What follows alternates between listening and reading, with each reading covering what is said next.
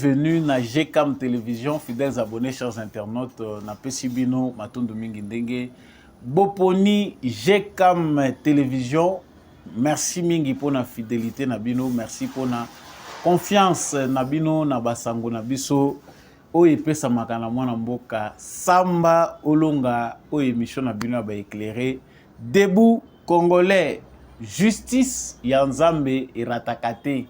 Justice Yanzambe mutomoko te aishapaka na contrôle nango en tout cas ba éclairer bosi boyebi slogan wana bosi boyebi phrase wana ikotsaka biso na kati ya émission oyo elinko lobaki on récolte que ce qu'on a semé soki ozokanisa ke nyonso esuki kaka na se ya moyo oyo to pe na justice ya mokili oza ko se tromper monso topozaka comme acte toyeba ngo ke conséquence nango eyaka soki bato yo sali mabe bazongiseli yo yango te linko loba te ke mokili esuki wana okorekolte yango tôt ou tard tanto pe bana na yo bakorekolte fruit mabe ya molona ya yo tata na bango alors ngai suwe na ngai ezalaka te ke yo mutu ozokaka mongongo na ngai okweya penda na likama wana salaka kaka malamu po ete malamu epolaka te ata okufi ba bénéficiaire ba ko continuer ko bénéficier ka na malamu na yo actualité ya biso mukolo lelo esengeli to ba ete na yambo to ko banda na interview oyo esalemaki na Jeune Afrique François Soudan a yebaki ko interviewer Paul Kagame lokola na momesano président rwandais ayanolaki na mituna na ye kasi na ba point oyo ezalaki épinglé ezalaki likambo ya ba terroriste M23 présence ya armée rwandaise sur les sols congolais likambo etali FDLR en tout cas Kagame atali sipe bobangi na ye na ba acte ezali posé na Félix Tshisekedi alobi Félix Tshisekedi a réussi ko manipuler ba dirigeants ya région ba dirigeants ya ba pays a créé des ordres pour na nini sadeka kokota na bitumba wana alors que ezali nde ba FDLR bazali na kati. Nous allons revenir ici sur le propos de Paul Kagame. Est-ce que Félix Tshisekedi Tokoyo Kolobake a déboulonné ces fameux dictateurs Tokoyo Kolobake Félix Tshisekedi a réussi quelque part dans la diplomatie naie pour démystifier Paul Kagame? La réponse est dans cette émission. Sangwami Bale Tokolobela awa na kati émission na biso ezali sango penda ya malamu. Félix Tshisekedi a instruit le gouvernement na un conseil des ministres pour organiser deuxième recensement général de la population. C'est-à-dire Ruta Congo et Zali Congo, recensement et Salimaka 2 fois depuis tozo indépendance Namboka na biso. C'est-à-dire Yami Balé et Salema une fois pardon, Yami Balé et Zali o Félix Tshisekedi a outil coordonné na gouvernement na yete babongama pona ko recenser population ya République démocratique du Congo ezali sango malamu to koyeba penda tina na yango est-ce que ezali penda ya kocha na actif topé na bilan ya Félix Tshisekedi nous allons en parler et puis concernant Pelikambo etali ba carte d'identité sango ya misato esengeli to ba ete Martin Fayulu Madidi, candidat malheureux na des récentes élections présidentielles, il y a 2018 et il y a 2023, Azali Kotiré, sonnette d'alarme, je les cite, je tire la sonnette d'alarme, les villes de la RDC, notamment Kinshasa, pourraient subir le même sort que celle d'Haïti en raison de l'inaction inquiétante des forces de l'ordre face aux Okuluna et aux milices de la force du progrès liées à l'UDPS. L'absence de l'autorité de l'État est manifeste. Signé Martin Fayulu, wanezali tweet na yenenge bolandi yango to ko analyser maluba mwana mboka Martin Fayulu azali na raison to azana tort. Na ba propos wana ya malamu nini to koyi kozwa. Est-ce que ya solo ezali na milice kombo nango force du progrès mituna wana pe tuna makangai mingi dans l'ombre. Nous allons en parler en conséquence na kati émission oyo toyoka kipe numéro 1 ya la police ville et province ya Kinshasa Kilimba Limba kotalisa ete bazui mission ya ko effacer mouvement moko bazali ko benga kombo nango force du progrès alobi mission epesa melaki bango pona ko éliminer mouvement wana balobi ezali ko créer pe insécurité lelo toyoki Martin Fayulu pe alobeli yango tokoyeba mozindo ya likambo wana ezali nini. Rendez-vous pe na kati kaka ya émission oyo yambo tosukisa na ba officier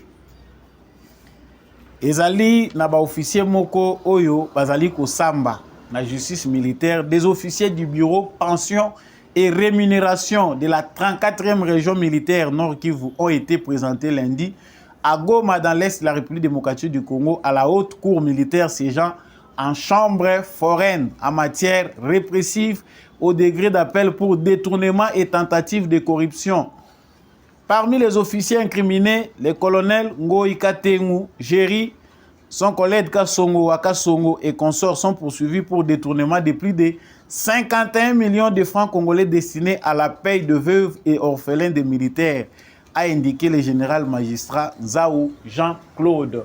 Denge boyoki yango na lopoto, en tout cas, justice militaire ya Congo eza kozwa musala makasi po moyibi oyo tozali kotelemela na Congo, corruption, trafic d'influence ezali pe ba mo oyo esuki kaka te na société na biso pamba ezali pe koronge armée na biso nde sango tokosukisa nango basango na biso ya mokolo ya lelo na pesi bino encore une fois de plus boye malamu na kati ya émission Debout Congolais soki ozana nu abonné te prière o s'abonner pour zanga kati actualité ya République démocratique du Congo na mongongo ya mwana mboka Samba Olonga wana yo s'abonner ko bossa na ko partager massivement partager liker laisser nous un commentaire depuis wapi yo olandaka émission topi wa pressaka émission oyo depuis ville nini ya République démocratique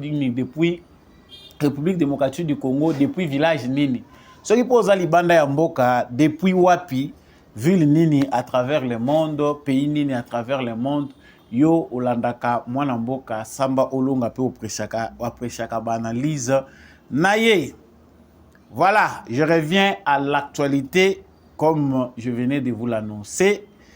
Actualité ya yambo ezali interview oyo monsieur Paul Kagame comme d'habitude apesaki na Jeune Afrique intervieweur naye kombo naye François Soudan azali habitué à Paul Kagame. En tout cas miye mutakendaka mingi kotuna Paul Kagame mituna tolanda simatozongi. Tshisekedi has been able to manipulate individual leaders, countries, now regions, and almost bringing a misunderstanding within and among regions. Why don't we therefore find a way of just talking about it and not allowing Tshisekedi to dictate the terms of what must happen because he is even wrong. Voilà. Pour ceux qui sont dans la zone anglophone, batoyo bazako maîtriser malamu anglais. En tout cas, vous êtes les plus joués na vidéo oyo parce qu'ils sont en anglais. Pour na pe bao bayebi kotanga, les écrits en bas sont en français. Pour na bande ko na biso français za mwa kokoso oko se contenter kaka na analyse ya mwana mboka Samba Olonga pour nazalaka déjà clair comme d'habitude. Donc na interview wana bolandi ba question penda principale o ezali posé na monsieur Paul Kagame président du Rwanda ezali ba question ezali ko concerner M23 ba question liée na FDLR est-ce qu'azali ko banga que maloba o Félix Tshisekedi topé ba menace ya Félix Tshisekedi ezala mise à l'œuvre. Comme d'habitude, tant que vous allez scruter les propos de Paul Kagame, parce qu'il y a une vidéo, on a sélectionné juste une partie, mais de manière générale sur ce qui a été son interview. GCAM Télévision, pour ceux qui peuvent suivre pendant 11 minutes, et donc, monsieur Paul Kagame, comme dans ses habitudes, ils appellent la nature na bango, la ruse, les mensonges. Paul Kagame, au départ, azali contenté que RDC a posé des conditions pour un éventuel dialogue, c'est-à-dire initiative où ils ont mis à l'isolo. Paul Kagame a ça qui déjà que Yazali n'est favorable. Il y a qu'à discuter, topé, qu'à échanger na Félix Tshisekedi. Félix Tshisekedi alakisaki déjà devant mokili mobimba intention na ye ya kolinga kosolola lisusu te na Paul Kagame, mais les raisons d'état sont plus que les sentiments ou les émotions des personnes. Le président Félix Tshisekedi c'est quelqu'un tant to jijaka ye toyebaka te ki azali na côté moko ezali très positif, c'est son côté humain. Il a démystifié le poste présidentiel. Biso depuis Mobutu, bano babotami mingi depuis Mobutu. Ti toya kokoma na Kabila Joseph. Okoko panza kwanisa pendaki président asumbaka te, président asalaka bente. En tout cas, ba président na biso ba mesana ko vivre mingi na ba mythe. Félix Tshisekedi a son air, bato bazali ko apprendre autrement. En tout cas, certains le voient bizarre. Monsieur le président soko kolandanga bato belé ba mona kayo bizarre. Vous allez la présidente. Pourquoi? Parce que la culture qu'ils ont, le président Otozoa pendant 50 ans, en tout cas, le président Zarané n'a pas émotion. Malheureusement, Mobutu Oyo Azalaki tout puissant, Zambé, Nazaïr, Batubazako Sambe, la Mobutu, ça la culte des personnalités à outrance, à la Kisakabisope Bomotonaye, contre son gré, le 24 avril 1990. Tango alobi comprenez mon émotion à mon yemoko ke awa na komi kolongwa naza susu CCC côté il a pleuré et là on a compris que Mobutu était aussi humain atangisima ya misu apangusi yango devant le monde entier et tikala pe ba parole moko ekota historique donc comment historique hein, comprenez mon émotion donc Tshisekedi s'il faut parler de lui en tout cas c'est quelqu'un qui nous amène quelque chose d'important dans les contextes démocratiques. Le président n'est pas un dieu, le président n'est pas un qui connaît tout, c'est un citoyen avant tout comme tout citoyen. Après la présidence, il y a une vie. Le président peut vivre une vie normale, à comme il peut dans la sombi étabé. À ce qui peut dans moutou, l'équipe dans la télévision, c'est normal. Ba muso bazaki ba robot ba komi ko apprendre que cause à la présidence de la République, ezaki nango fin du monde était. Ba komi ko apprendre que président pas ko peut sa moi si na yebise en public bazu pe photo bo s'équiper bozu pe exemple le londe toza ko yekola. Donc pour le monsieur Kagame, Félix Tshisekedi pose des conditions. En tout cas, bango ba s'attendaki te que parti congolaise tango ba ko kende pona ba étude au préalable o ekoki ko déboucher na dialogue entre Paul Kagame na Félix Tshisekedi. Et ne pensez pas que la partie congolaise pouvait poser des conditions. Ça dit, c'est ce qu'ignore Kagame. Kagame a lobby le la RDC, bazako ya na masolo na makambo etali masolo bazoya na ba pré-condition, ce que lui appelle pré-condition.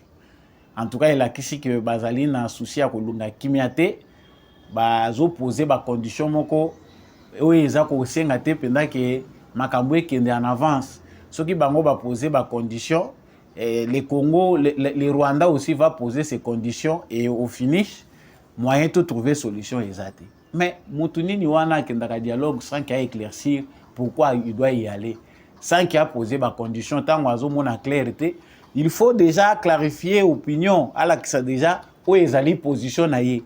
Est-ce que Moutakouri qu'il y a un dialogue sans qu'il ait sa position? Donc on sent là que le vieux tyran devient dépassé. Diplomatie à Tshisekedi, bien que Batobele bazako linga bamonango na récupération à Bunagana, bamonango que guerre à l'est et Chili, mais comme si Moutoumoko dépassé. On ne peut pas aller dans un dialogue discuter avec des gens sans une position. Donc Kagame Ponaye, les deux parties doivent venir sans condition et puis Tobandiko solo là. Non, nous sommes agressés. Il y a les droits internationaux qui est violé. Il y a les frontières du Congo qui sont violées. L'intégrité territoriale de la République démocratique du Congo est menacée. Tshisekedi a un dialogue sans poser conditions. Il l'avait si bien dit au départ. La chance que nous avons avec Tshisekedi, c'est qu'à l'Obakamakamaounaye en avance, il est plus clair pour que les Congolais comprennent. Je peux dialoguer, naza ouvert na koyuko solo la na Kagame, mais pas à n'importe quel prix. Ça veut dire na kokende ka boye ngulu te.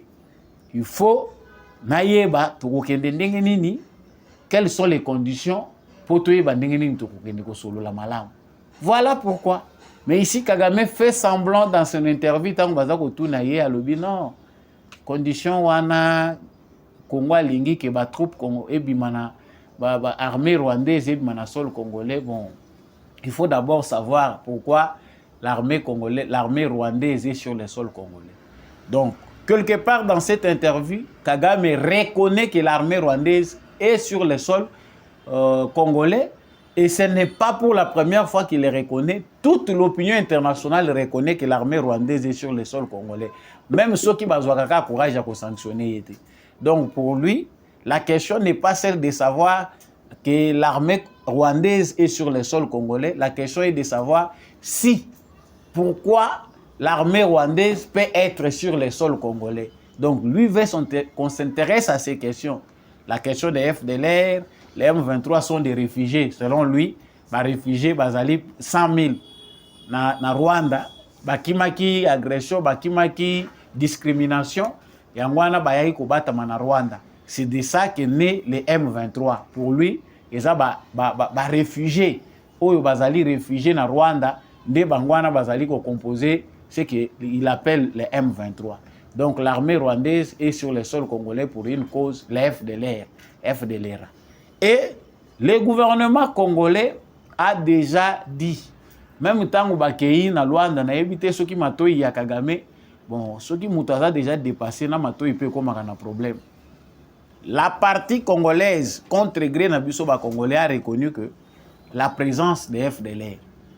C'est-à-dire biso stoza curieux toyoki que na Rwanda le gouvernement congolais est prêt à faire cantonner les FDLR kozwa bango kotinda bango po ete bakende na Rwanda. Ça, c'est le gouvernement congolais qui l'a dit. C'est-à-dire, c'est dans la thématique. Cette reconnaissance, Batubele Bazali, qu'on jeter responsabilité dans le gouvernement congolais. Pourquoi accepter qu'il y a des FDLR? C'est que Bazali. En tout cas, ça, c'est la tâche du gouvernement congolais. Mais malgré cela, Kagame, lui, n'a encore rien vu. La bonne volonté du gouvernement congolais à vouloir faire avancer la démarche n'a pas fait changer aussi Oyezali Kagame. Donc pour lui, il faut que le débat aille un peu plus loin. S'il faut faire de ça avec les FDLR, il sera aussi de même pour la question à M23. Mais tout au long de cette interview, on a compris que Kagame a peur de Tshisekedi. Kagame a peur des gestes de Tshisekedi. Kagame comprend que Tshisekedi s'est beaucoup mobilisé depuis qu'il a accédé au pouvoir. Et le danger est permanent. Les types, le Kagame, bazabatu oyo, bazouaka menace, na ba jeté. Moni bazoko tourner mutuna est-ce que ozozo ba propos et Tshisekedi wana ndenge nini alobi. En tout cas, je ne peux pas que ça l'assemblée na ba propos à Tshisekedi parce que c'est quelqu'un qui peut se réveiller à n'importe quel moment peut à réaliser au lobby. Donc il prend la menace de Félix Tshisekedi d'attaquer le Rwanda avec beaucoup de sérieux et il se prépare selon Ndenge Yazako Lubela. Nous avons compris, pour ceux qui ne savent pas lire les signes, que les propos de Paul Kagame démontrent clairement que ces tigres en papier fabriqués par l'Occident,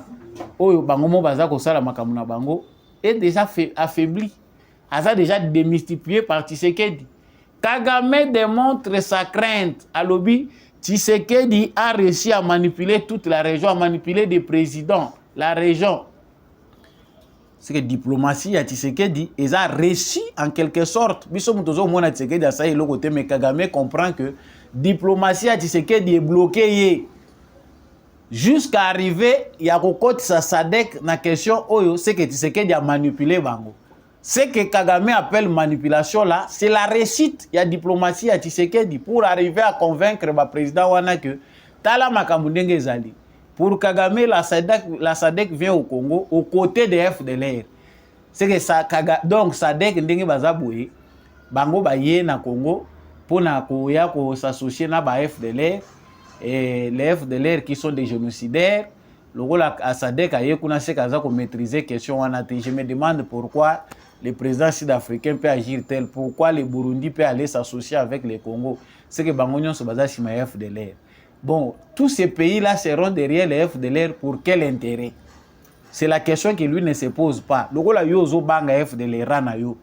Ozo banga bango ke bakoya ko attaquer yo. Mais comment tu ne peux pas arrêter ya kokota na mboka ya bato? Donc Kagame commence à comprendre que la diplomatie de Félix Tshisekedi a des faits et que si le président africain comprenne, c'est à lui qu'ils vont s'en prendre. Il va les chasser du pouvoir. Parce que c'est facile à travers cette SADC, il y a Kocha Kagame Mulunga Lumana pouvoir. Si les présidents africains sont conscients, via la SADC ou à n'importe ou avec une autre organisation africaine, il faut chasser Kagame du pouvoir. Ce n'est pas un panafricaniste. Il est comme les autres présidents africains où Bazali qui freiner le développement de l'Afrique. Et c'est ce que Kagame craint. Et ça dit que SADC a banda musala. Donc diplomatie naie via Batunaye, et ça dit à empêcher que SADC a sala musala naie te. Ce qui SADC a sali musala wana, et ça le coup là qui a embrasé situation. Bandeko yo baza komona que Tshisekedi ne fait rien. Quelque part, c'est ici que nous vous montrons que les alliés propagande ou bien tous alliés conseils la Tshisekedi publicité. Mais on est en profondeur dans la démarche de Tshisekedi. Il fallait démystifier cette personne. Oh, il a commis le lot très bavard. Tu es baki Kagame bavard. Aujourd'hui, Kagame est très bavard. Il dit des choses et on sait scruter sa faiblesse à travers ce qu'il dit. Le Rwanda a pris assez de temps pour s'organiser. Tu as vu que le Congo était en désordre sur base de la gouvernance de Joseph Kabila. Tshisekedi n'a fait que ces 5 ans, ces premières 5 années, mais tout le monde vraiment que Oyo, à mon anaki local indéboulonnable, Félix Tshisekedi réussit déjà à le déboulonner. Les lots au monde Azakoloba, Tshisekedi, partout où il passe, maintenant il s'attaque à Tshisekedi. Tshisekedi qu'il prend pour un fou, mais Azakobanga Tshisekedi. C'est ce qu'on ne pouvait pas voir hier. Un président comme Félix Tshisekedi Azali, vraiment, Moutou a mérité soutien à Congolais. Quand on voit un dictateur comme Kagame, avant Kimia Kabila Tchaye à l'aise, a commis tout le temps Tshisekedi, je suis en train de me préparer, le Rwanda se prépare, il est affaibli. Et Bissoto Bessé Braté, c'est ici que nous devons faire notre travail. Bisso Congolais, Singeli peut tout ça la part na Bisso. Il faut continuer à les chauffer. Il faut que les Congolais apprennent toutes les techniques possibles pour défendre leur pays. Aux intelligence, aux mathématiciens, chimistes, physiciens, mettez cette intelligence-là. Nous devons fédérer nos opinions, mutualiser nos efforts, nous réunir pour sécurité Yamboka na Bisso. Bisso mokoto prendre en main. De comprendre Congolais que il est important et impérieux aujourd'hui de développer ma stratégie sécuritaire à la taille du Grand Congo au Tozali. Sango ya mibale o nazali kolobela wanga epesinga esengo na yebite soki yo yanda ko yambia ngo ndenge nini même soki nanu tondimoli yango penda te pona komanyola ngo. Félix Tshisekedi a ordonné na gouvernement na ye ba mettre en place mécanisme topé ba moyen pour être recensement général ya population et salema. En tout cas, bato ba yebi Congo ngai na bota makana nuté pour votre information, ba salaka recensement ya liboso. Donc, ba o bison stoyo ko bota manasima recensement et salema ki soki na ba ne 80 wana. C'est un recensement oyo irecensa kaka bakoko na biso na bapapa na biso oyo ba mususu basi bakufa ba mususu baza en vie. Les restes oyo tozali calcul basalaka na Congo eza calcul moko imaginaire basé sur des statistiques incertains. Toza peuple moko moyen de développement penda ya solo et ya ezate parce que le gouvernement n'a pas les moyens. Le gouvernement n'y souhaite se succéder awa bazali na ba moyens. Il y a soloté technique basée sur des statistiques fiables pour savoir bien planifier ndenge nini tokoki ko envisager développement ya République démocratique du Congo. Nalingaka kozonga mingi na histoire po bandengo na biso epe ba comprendre na histoire tant to puizaka ezali ko fongola bongo toyeba epai wapi to wuti epai wapi to zali ndenge nini tokoki ko sala po liboso ezala malamu pe epai o esengeli tokete. Fait Étienne Tshisekedi de heureuse mémoire. Na dialogue, après dialogue intercongolais, c'est parmi ma clause, ma kamboyo, ma kotisaka pour qu'il y ait de bonnes élections et que ma instrument ya malamu ezala pona ko planifier organisation ya état o tozo ko benga état congolais pe développement ya mboka na biso à tous les niveaux. Etienne Tshisekedi aboyaki ko participer na ba élection na 2006. La cause, le recensement général de la population et l'identification nationale. Biso ba Congolais, tous aura ba question ka likolo. Aujourd'hui, moi, quelque part, je me dis, et Salamina noté, mais on pense que déjà là, il faut aller dans le processus de mettre les moyens pour qu'on puisse recenser la population. Bande konangai, même Banyama na Zamba, les lots komi komona partout dans la planète, baza recensé. Mais biso na yebite soki to mitya na catégorie ni. Toujours vivre, je ne sais pas, comme des chèvres, comme des fourmis. Bon, pratiquement tout le monde fourmis. Parce qu'on ne sait pas comment ils meurent, les fourmis na bangungi. Comment ils se reproduisent partout, bazana ba termites na bango. On n'a pas l'intention de les recenser, les fourmis. Ceux qui bolingi ke bo envahir bango bomoni ke bazo tchabino mal à l'aise, ba musu ba yaka kana moto bakangisi nini, ba tie milinga na moto, ba bomi bango nyonso, o ba kokufa bakufa, o ba komwanga na ba réussir ko s'enfuir, ko bomba manakati ya madusu mususu ba réussir. Etienne Tshisekedi abenga maki mutu ya liboma, abenga maki moins politicien parce qu'il avait réclamé ces deux processus avant d'aller aux élections. Biso ba réaliste na réalisme politique na biso to ay ko tirer ba conséquences après que monsieur Etienne Tshisekedi, héros national aujourd'hui, avait raison. Pourquoi?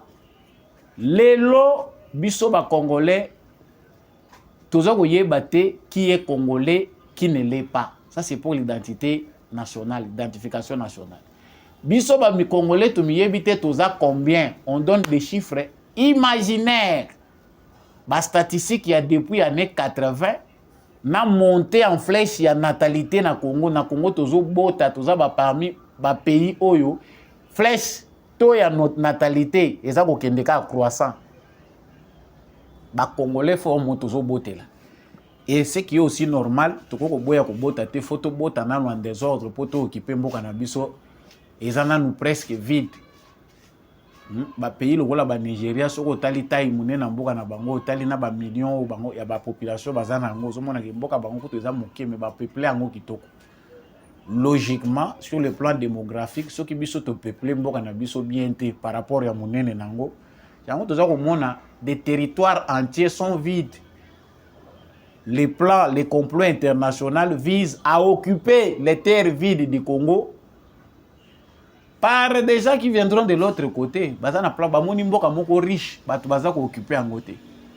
Donc, ceux qui ba chinois ba profiter ba yaka kande bazoya ba ko déverser à 100 millions de chinois, ba coloniser bino et chini. Votre race va disparaître. Ça c'est pour essayer un peu de mettre un peu de l'humour dedans. Mais question ya recensement général oyo, eza question moko ba politicien congolais de ba yebi ko tsango en avant. Quand on regarde dans l'opposition congolaise, tout ce qui est opposant, tant que nous discuter question de l'élection, mais comment chaque fois nous allons aux élections, comment chaque fois que nous devons planifier, tout ça que se baser sur les statistiques nini. Est-ce qu'on connaît exactement les nombres de la population congolaise? Les Congolais baza combien? Rythme ya kobotama oyo pour to arriver à recenser ba naissance malamu to banda ko compter bien, il faut to recenser population de manière générale. Ba mouvement ya ba population et salami ebele désordre ekoti. Le Congo en réalité tant baza ko lobake un état, c'est un territoire, une organisation politique, des institutions et puis une population définie. Il y a des éléments là qu'il faut remettre en cause et pas nabiso où ils allaient poser problème ya souveraineté nabiso en tant que peuple.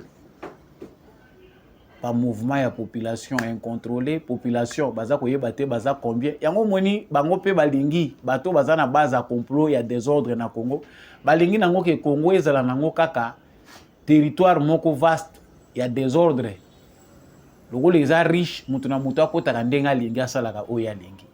Félicitations au président de la République.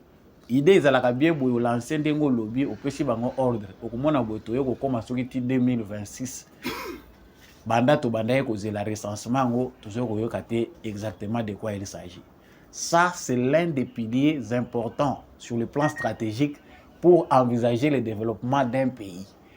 Nazali spécialiste en économie et développement, nazali spécialiste en démographie, mais nayebi ke makambo naza koloba bato bako contredire ngai te tozo kozanga ba élément clé et permetaka que l'État arrivé bato bazali ko kamba mboka ba koka ko planifier malamu pona mboka. Banzele zotongama de manière désordonnée, on ne sait pas planifier.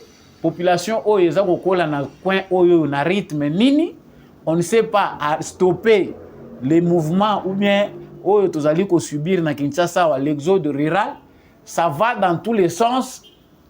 Ba ko planifier malonga ndenge nini.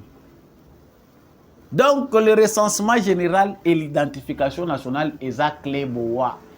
Ba Rwandais ba kolinga ngote, ba Français ba kolinga ngote, ba Allemand ba kolinga ngote, ba Anglais ba kolinga ngote, ba Américain ba kolinga ngote. C'est que biso nde to vivaka lokwa bantaba boye. Bantaba kutu bien. Kolo na bango atanga ka bango. Biso toza moins que bantaba.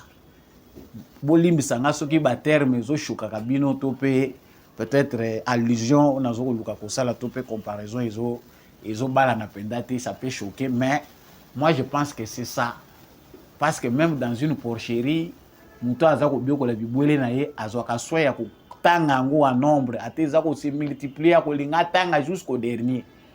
Mais nous ne sommes pas comptés. Il y a un désordre là. Les gens estiment à 100 millions d'habitants. Nous sommes estimés 90 millions d'habitants. Nous sommes estimés à nos 87 millions. Nous sommes 120 millions d'habitants.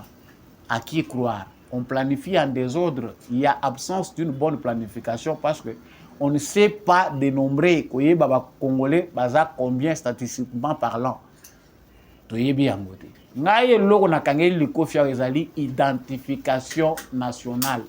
Nous avons au Congo deux peuples, pas de communautés, des tribus imaginaires, tribus Munyamulenge, tout ceci, mais il y a un désordre qui s'est installé depuis longtemps. Et puis, j'appuie Bandeko Bazako Senga na gouvernement congolais va déclarer Nord Kivu, Sud Kivu comme la zone moko sinistrée et puis qu'on peut s'en statut moko spécial en attendant de bien établir l'autorité de l'État sur ces coins. Parce que la question de l'identité est une question de base pour l'instauration de l'État, de l'autorité de l'État au Congo. Bato yo ba créer qui crise ba lingaki ke Congolais yebana te. Tala ndenge to koma psychologiquement. To koma poto beta na bakuba. Oyebi no muninga, oyebi no tata na ye. Mais au moins que vous communez un conflit d'intérêt au commissaire rwandais. Ah au moins maman na bango yebaka kututé papa na bango wana c'est maman na bango ayaka na zeni aza rwandais. Donc chez nous la politique a fait que to koma pe ko diaboliser bande ko na biso tozo benga bango pe ba rwandais parce que on ne sait pas distinguer qui est congolais, qui est rwandais. Ba oyo baza ba rwandais, les populations rwandophones du Congo qui vivent aujourd'hui au Congo qui veulent être congolais ou qui se sentent congolais réclament aussi la nationalité congolaise d'origine. Ce qu'on l'a dit arrogance oyo bana ya batuti baza ko lobanango na Congo oyo quand même poso tangisama ya miso. Mais ça relève d'une éducation criminelle. Comment yo tata na ko yebisa ote ke buno boya ko ya bayamba bino. Quand on s'installe comme ça, on n'est pas autochtone, on est allochtone. Les termes sont différents, pardon. Mais oyoki azolo balobi biso tozalaka banda kala. Batata na biso bazaka na bangombe masisi eza ya biso. Ruchuru eza ya biso. Soki totali Kivu nyonso ezali ya biso, eza ba territoire na biso. Les Rwandais ont inventé leur histoire. Je ne sais pas, le gouvernement congolais, ce qu'il envisage comme action, mais il est important de créer des structures, surtout beaucoup plus en se focalisant dans les zones à conflit, pour vulgariser l'histoire du Congo telle qu'elle est documentée dans les archives, dans biso, yamboka na biso, et non inventée par des théories complotistes à partir de Kigali ou à partir de l'Occident où on a semé le désordre dans l'histoire. Jusqu'au jour d'aujourd'hui, tant que Lobawa, na Rwanda, na parlement ya Rwanda, baza ko continuer ko insister sur thèse na bango ya conflit. Il faut tout que ko revoir ba poser problème wana sur les cambo ya ba frontières oubliées. C'est l'éducation qu'ils ont reçue, c'est leur planification, c'est comme ça qu'ils se sont organisés avec le régime de Kagame. Il est important que dans nos structures éducatives, to banda ko réfléchir lo lenge nini to ko revoir, repenser l'éducation nationale. To landela bana na biso batenga mimitu. Cette question-là des Congolais rwandophones, des Congolais d'origine rwandaise, pour ne pas parler de tout de Hutu chez nous. Tous un problème que vous allez poser même parce que tous on peut ça ba chinois nationalité. Tout peut si ba libanais ba nationalité. Tous on peut ça bango. Est-ce que on prend soin de faire ce que font d'autres nations tant on bazali ko naturaliser ba tout bazo peut ça bango identité na bango. La plupart ils n'ont pas le temps de s'intégrer. Biso tous en politique et intégration tous on peut ça ba nationalité mais ils vont se retourner contre nous parce qu'on ne prend pas la peine de les intégrer. Nous avons accepté qu'il y a des rwandophones congolais, c'est-à-dire des Congolais d'origine rwandaise. Oyo départ fait tel que passé dans l'histoire, avant l'indépendance, après l'indépendance, les génocides, donc banebele babotami sur le sol congolais, na statut soit il y a réfugiés, soit de manière clandestine. Dans tous ces désordres-là, les dirigeants du Congo, depuis San City, ont trouvé de régler cette question qu'il y a des Congolais d'origine rwandaise. Pas de tout Congolais ou de Hutu Congolais, mais carrément des Congolais d'origine rwandaise. Qu'est-ce qu'on fait de ces gens-là pour résoudre les problèmes? Au biso to salagina bango à l'époque il y a Kabila Eza ko tondi sa bango na armée, ko tondi sa bango na ba service à renseignement. Kabila nous a trahis comme ça. Mais maintenant là on compte résoudre comment? Celui qui veut être congolais alors qu'il n'est pas d'origine congolaise doit être intégré. Et quelles sont nos structures d'encadrement pour ces gens-là qui deviennent congolais?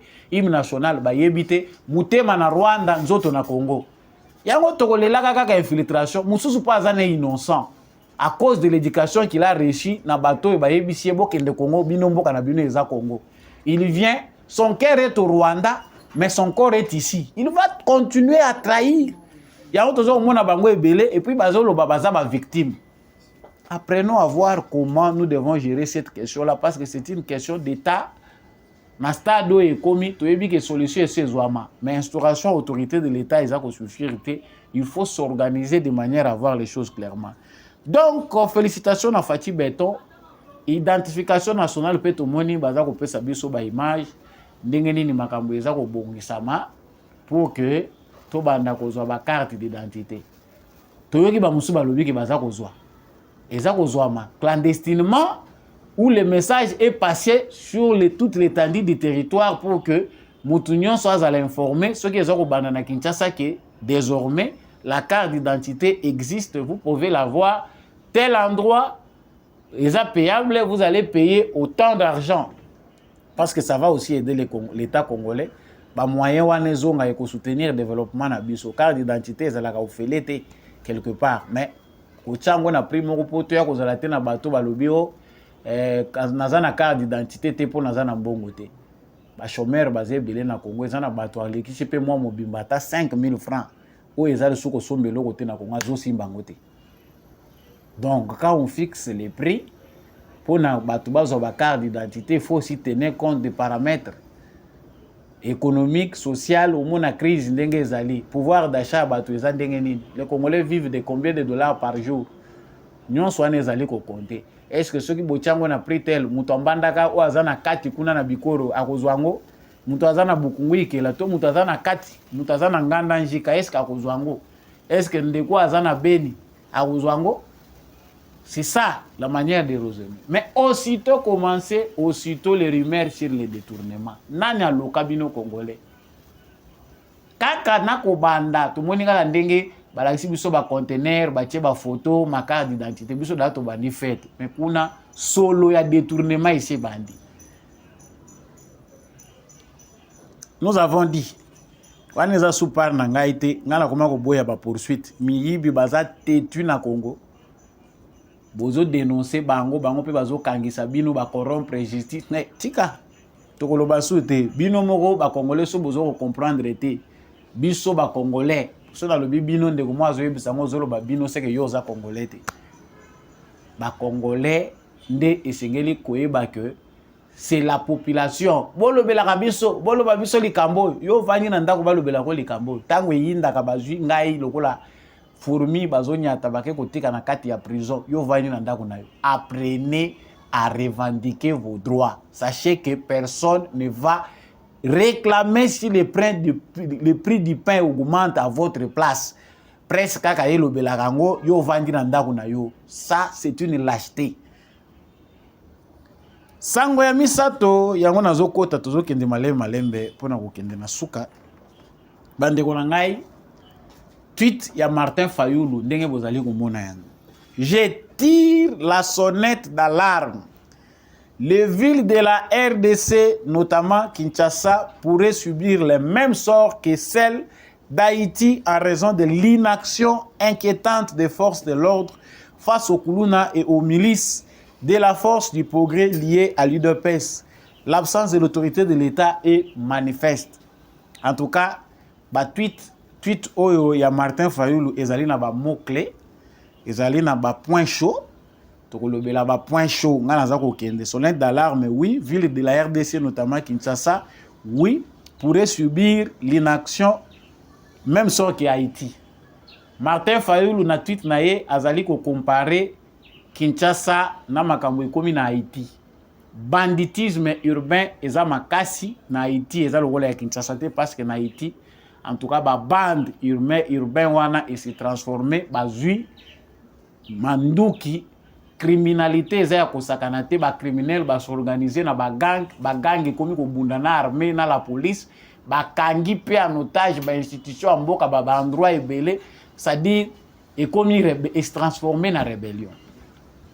C'est qu'il faut savoir que comparaison est à raison pété parce que ce qui se passe en Haïti n'est pas à comparer avec ce qui se passe en RDC. En Haïti, il faut que vous côté pe crise na bango euteli. Crise Haïti eza ba bomaki président oyo alingamaki mingi na population.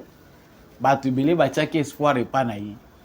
La mort de ce président là a occasionné cette insécurité-là, début à recrudescence, insécurité makasi, frustration, loko les ala qui bien géré et Memi n'a laissé aller nandenge bagangwana et s'est créé. Mais quelque part, il y a aussi des points où ils allaient apprendre, c'est la négligence, il y a bateau bazali ba autorité.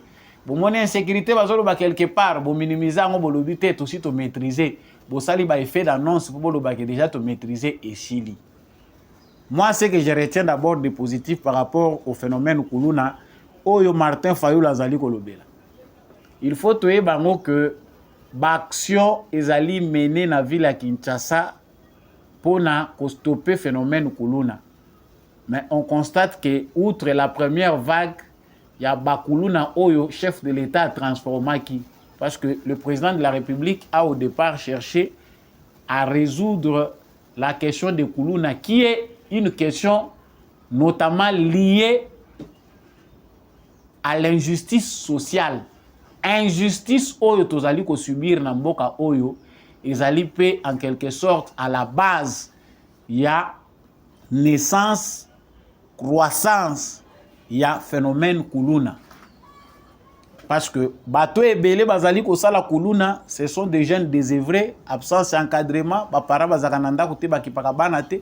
Certains même voire des jeunes diplômés, ils ont peut-être passé par les bancs de l'université, ils ne font rien, fument du chanvre, comme l'alcool, il y a makasi, va finir dans le banditisme. Manque de structure sociale et encadrement. Les jeunes désœuvrés, misala ezati. Ezapé à la base, il y a un phénomène oyoyo, ezali, kosala makambo ebele, na kati ya population na biso. Vous vous imaginez que dans un pays où budget par munene ya mbongo ya mboka ezali kokende na fonctionnement ya ba institution. Vraiment, ceux qui battent ba côté mais le phénomène Kuluna balobika que il faut kokanga bango kotinda bango musika, c'est ça résoudre les problèmes, c'est que nous n'avons pas bien repéré les causes profondes. Il y a des phénomènes wana. Les causes sont liées à l'injustice sociale premièrement, banditisme urbain, délinquance juvénile, ezali ba phénomène où ezali dans presque tous les pays dans le monde. Comment on résout les problèmes? Nous, notre État a été irresponsable vis-à-vis de la jeunesse.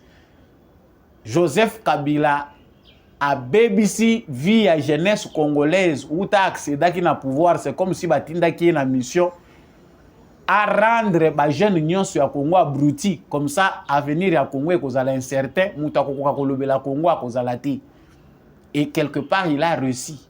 Na évité ce qu'ils a 80% pour ne pas couper sa binomité ma passe, mais il a réussi vraiment en grande partie sa mission pour abrutir la jeunesse, laisser la jeunesse dans la distraction. C'est ce qui a été fait. Le phénomène Kuluna doit être résolu premièrement par la justice sociale. Ce qui justice sociale est Ali Yamalunga, on pense que ce phénomène va disparaître en grande vitesse.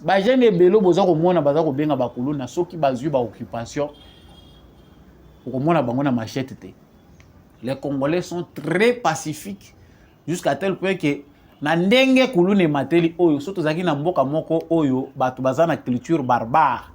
En tout cas, là il faut rejoindre Martin Fayulu. Ce qui se passe en Haïti va se passer au Congo. Bako somba minduki kotambola minduki ezana maboka ba policier na ba militaire et kokota na maboka ba civil. Ils vont acheter. Et puis banditisme là tu forme mususu. Donc là, en tout cas, nous avons alerte à Martin Fayulu avec quelque part, moi, niveau de reconnaissance, pour nous que oui, c'est aussi ça aussi l'opposition.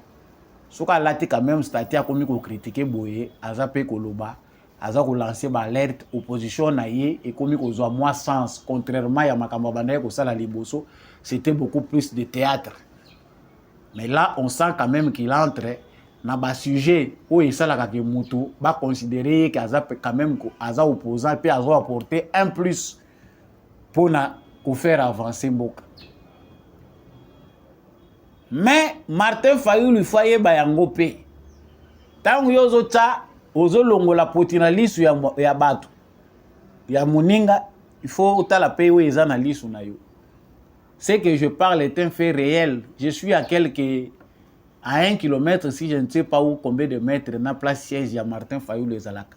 Banditisme. La police doit être informée qu'il y a des bandits qui à siège à Martin Fayulu. Garage, moi, il s'est créé, on a pembeni à siège à Martin Fayulu. Les jeunes gens qui ont fait chambre, ils ont installé base na bango.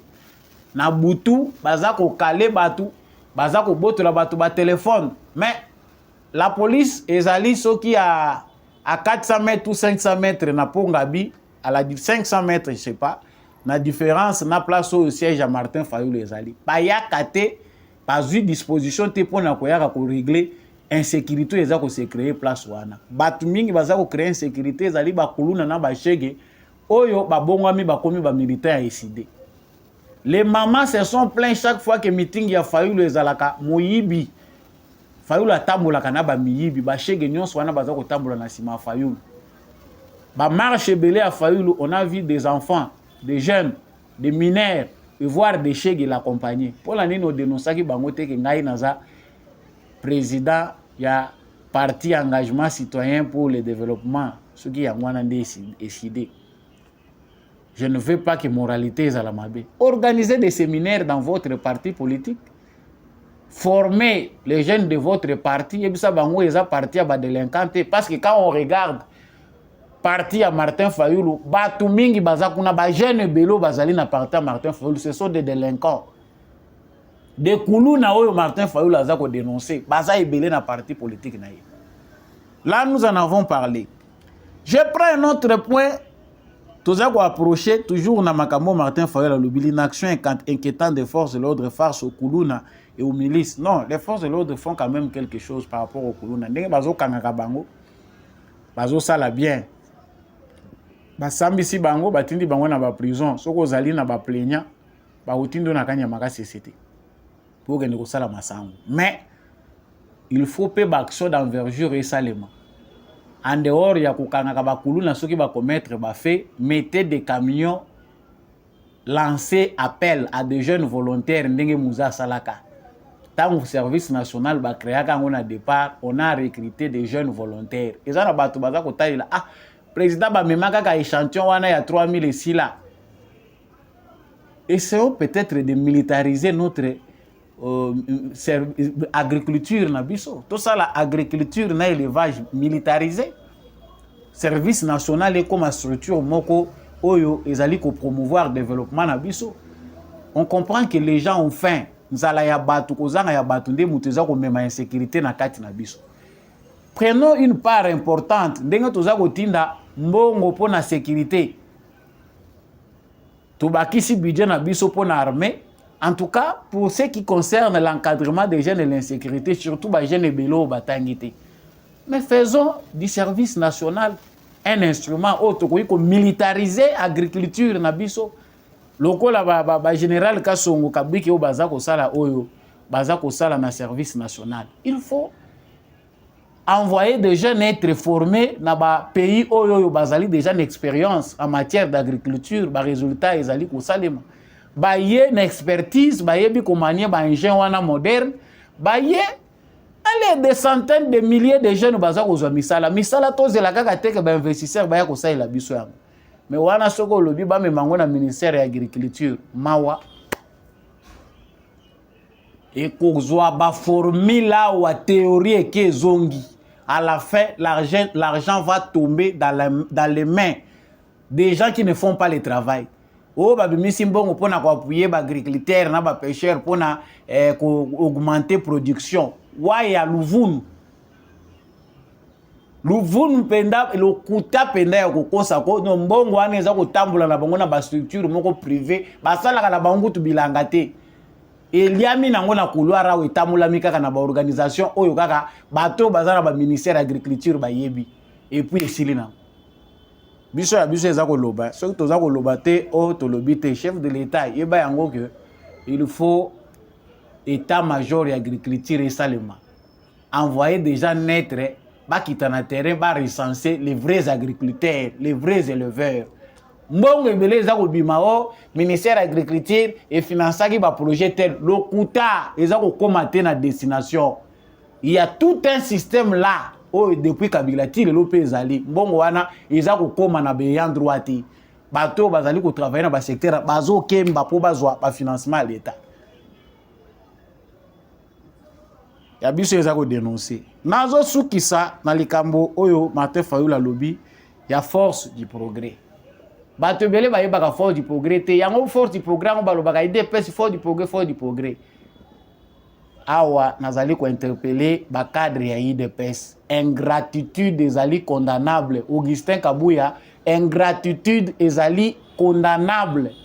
Force du progrès ezalaki malamu tango bana bato bazali ko se sacrifier baza ko bima Kabila azoboma bato azobeta bato ba gaz wana force du progrès ezaki malamu pour mener des actions ya kotia Kabila mulunge wana bato moto bazalaki malamu lelo lokola ba intérêt échangé quand on accède au pouvoir bato na bato bazoko mona o eza ba intérêt na bango bino nyonso eloba jekobe ya bokoti na ba carré minier boyebi lisu te que jeunesse oyo tokoki ko encadrer bango to rendre bango utile.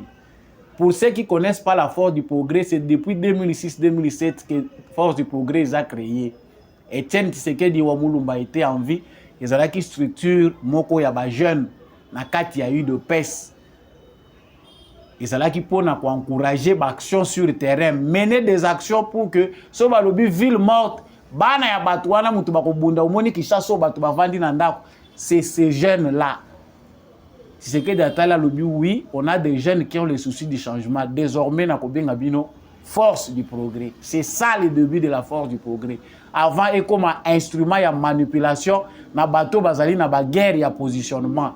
Na kati, il y a parti de PES. La force du progrès, ils ont qui mouvement moko ya jeunesse, il y a eu de PES. Oyo, ba jeune, bazala qui kuna, bazali ko militer pour un changement. et les cadres de l'UDPS le savent. Tant que les cadres de l'UDPS sont fort du progrès, ils ont bêta ka bango mingi soko tengami balandio ba betio ba komi ko instrumentaliser ngo ba komi ko corrompre ba jeune et komi eloko ya bakuluna ya ba jeune o baza ko utiliser pour na ko kende ko régler ba compte. Quand Félix Tshisekedi accède au pouvoir, la force du progrès est toujours là. Parce que le mouvement nyonso na parti nyonso ba tendance ezalaka. Ezaka na bato yo basalama te pona mitu na biki. Ezape na bato basalema pona ba biceps na bango. Na loyenge na bango wana pe ba décision pe musu ya malamu yaka. Donc tout le monde est important. Bato ba yebi de pes ba yebi force du progrès. Mais lelo oyo lokola UDPS aza incapable, ba dirigeant UDPS baza incapable ya ko encadrer jeunesse na bango, ko valoriser ngo parce que lelo UDPS eza na pouvoir. Ba jeune wana ba litaki, il faut ko valoriser bango, ko tangisa bango ba oyo batangi te, ko faciliter bango bazwa ba formation. Pour ceux qui ont vocation de faire la politique, les encadrer, les préparer pour assurer relève. Zéro planification côté UDPS. Le lolo la bomoni ke ekomi ko sala soni ba jeune mususu oyo désœuvré ba lati pe statut à force du progrès ba moni ke IDPS eza parti au pouvoir soki toza force du progrès ba koto sabiso bango pe ba komi pe kozwa ko utiliser image wana force du progrès komi partout qui chasse ba force du progrès les autres pour commettre des bavures pour kende ko extorquer ba paisible citoyen. La force du progrès est un mouvement maintenant qu'il faut bannir. Tolandi général Klimbalimba Blaise alobi tozui mission ya ko mettre fin à mouvement wana force du progrès. Mais avant mission wana ba pesa yo ango mon général bango moko na UDPS il faut ba bongisa. Secrétaire général ya UDPS il faut abenga ba jeune. Azwa décision na no partir ya parti na ye ayebisa ba jeune malamu comportement nini sengeli bazwa pour ceux qui s'organisent en association bazana kati ya parti voilà oyo biso tozui comme décision nien non toye bozu décision problème wana yangwana toza komona Peter Kazadi qui connaît très bien comment fonctionne l'IDPS ayebi makambu basala comment on les a soutenus. Batu ya moto na batu à force du progrès au lelo ba komi batu ya ko pourchasser pour prendre des mesures en secret ndenge nini ya ko neutraliser bango. C'est bango wana nde basali force na bino pour bokoma lelo politique au bozali lelo place bokomi. Donc ils étaient des marches pied ba pont oyo basungi bino pour bokoma au sommet bokoma ba millionnaire bobosa na bango. La force du progrès wa Fayulu aza ko accuser lelo ezali mouvement moko est dégénéré na prise de pouvoir ya Félix Tshisekedi sans que les partis de presse ne puissent contrôler. Ce qui est bien contrôlé, ces jeunes-là sont importants. Et d'ailleurs, ces jeunes-là peuvent même aider pour mettre fin au phénomène Koulouna. Ce qui bazali bien utilisé. Mais malheureusement, tango mutu akomi ko tia mingi mbongo liboso mayele sulaka ekomaka na suka. Donc Martin Fayulu qui acquise la force du progrès de l'UDPS, ce n'est pas la force du progrès autoyebi à la base. Ezali mouvement est dégénéré. Ba jeune belé pe ba komi ko aspirer ba lobi soko za na parti présidentiel à force du progrès ba to ba ko banda ko banga yo. Allez, bango pe ba komi ko kota ndenge wana ba komi pe ko sala la ndenge na bango. Parce qu'ils ne sont pas encadrés. S'ils étaient formés, ceux qui parti école ya parti de pes ezali ko fonctionner baza ko former ba jeune bazola ki sabango o ezala ki idéologie vision ya IDPS eza nini tango za membre ya IDPS sengeli ko sani lelo Augustin Kabuya na ba cadre ya IDPS ba ko sala ngoli lisusu te. Il ne faut pas former les gens ceux qui te ba ko ya ko convaincre biso to lobby ya biso eza ko loba to lobby botika ko yokisa Félix Tshisekedi Soni botika ko bebisa ko salir mémoire ya Etienne Tshisekedi. C'est une honte to limiter que Etienne Tshisekedi en vie les jeunes seront sacrifiés 5 ans Félix Tshisekedi après au pouvoir 5 ans.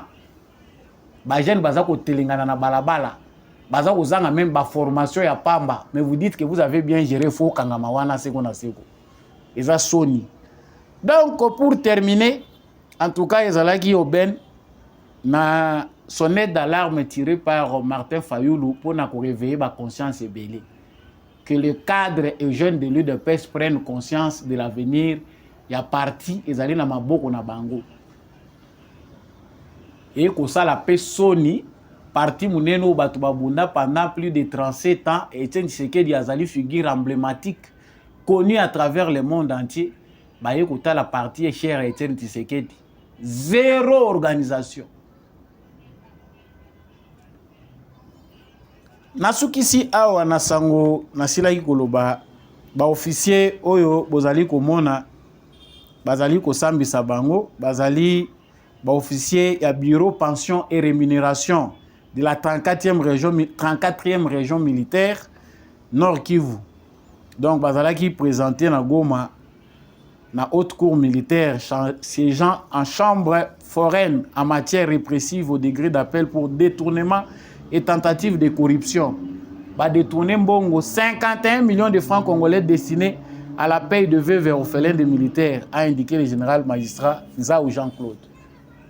Donc, moyibi ya ba congolais eza tina armée.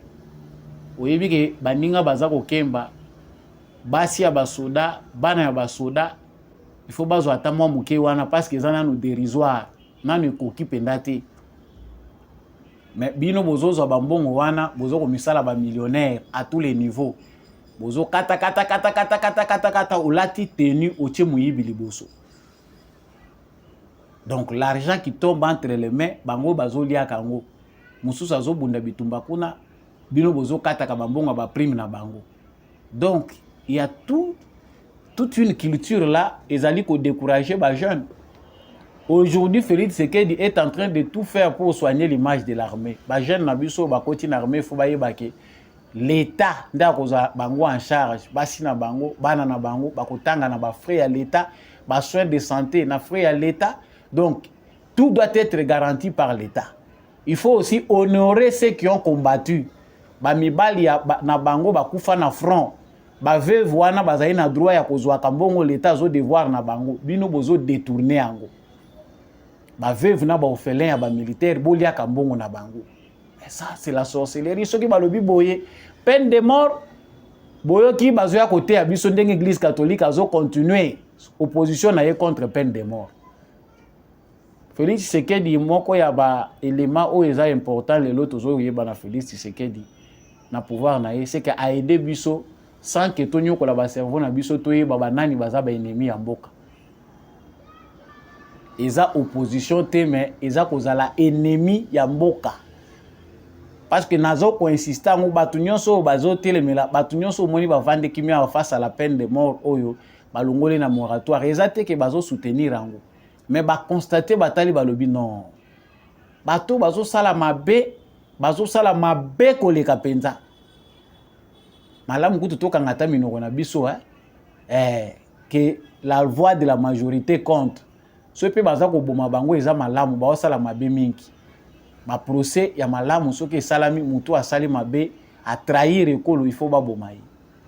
Kaka pona ko sulisa bato baza kolanda na ba réseaux sociaux malheureusement moyen ba image yango to la kisangote omoni ndenge bazo sala ba terroriste oyo ba salaki ba bomi 633 personnes na Russie ba bomi bango te na musika ba sali na effort ke bazwa bango mais tango bazwi bango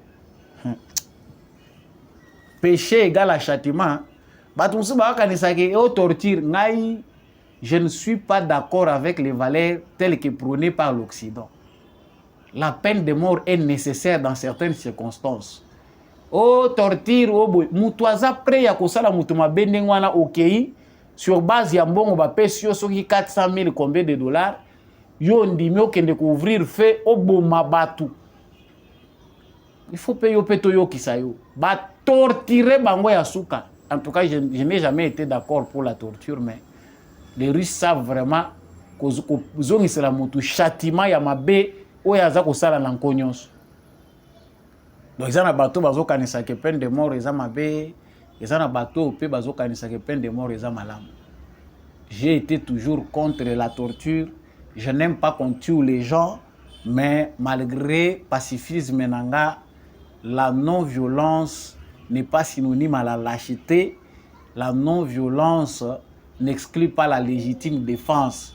Tant que bato baza ko commettre ba crime yanko, ale bino bozwa bango bomba bango na ba prison bo banda ko laissa bango na ba frais ya ba contribuable. Non, c'est donner un message à d'autres que ata osali boye tango bakokanga yo bakende ko bondela yo na prison okufa na wote obanda kolia na yo ozomela na yo aussi longtemps que bakangi yo te eloko moko peza na ngote ata pe bakangi yo o vivre na yo ti mokolo kokufa en prison pour banda koliesa yo lokuta lovono. Ces valeurs là ezali décision euti epa na biso te. La décision soki lelo balobi ke tokende référendum pona koboma bato yo bazali ko massacrer ko égorger bandeko na biso ba terroristes. Je pense que les Congolais de manière générale seront pour la peine de mort. Émission ya mokolo lelo isili natoni bino pena botondi ndenge ozalaki patient ya kolanda émission Debout Congolais na ba sujet nyonso to aborder awawa. Bon continuer kolanda émission Debout Congolais, bon continuer ko partager émission na bino.